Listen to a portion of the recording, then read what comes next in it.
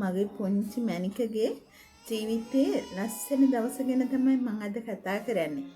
මගේ පුංචි මැනික 2014 ඔක්තෝබර් මාසේ 31 වෙනිදා රෝස මලක් වගේ මගේ අතට ඇවිල්ලා එයා ටිකෙන් ටික ලොකු වෙලා එයාගේ ජීවිතේ 2024 ජූනි මාසේ 8 වෙනිදා අලුත් අත්දැකීමකට මුහුණ දුන්නා. එහෙම නැත්නම් එයාගේ ජීවිතයේ දෙවෙනි අදියරට එයා අඩිය තිබ්බා. ඒ 9 වුන් තරුණියක් වුණා.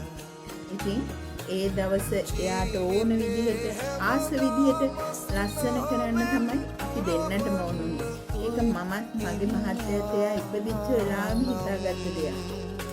ඒ දවස ලස්සන කරන්න අපිට ලස්සන හිස් ගොඩාක් එකතු වුණා.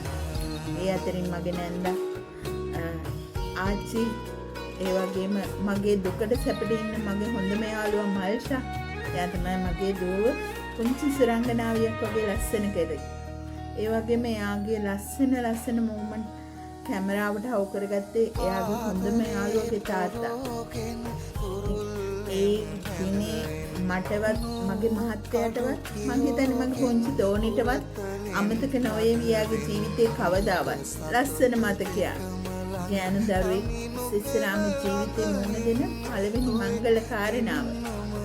එයාගේ ජීවිතේ හැම මොහොතකම හැම තප්පරයකදීම තාත්තත් මාත් එයාගේ අත්වලට ඉන්නවා වගේම මේ මොහොතේ එයාගේ හිතේ තිබුණ විදියට හිතේ ආසාව විදියට මමත් මගේ මහත්තයා එයාට පුළුවන් උපරිම දුන්නා. එයා හරි ලස්සන රෝස මලක් විදිහටම පිපේවි හැමදාම.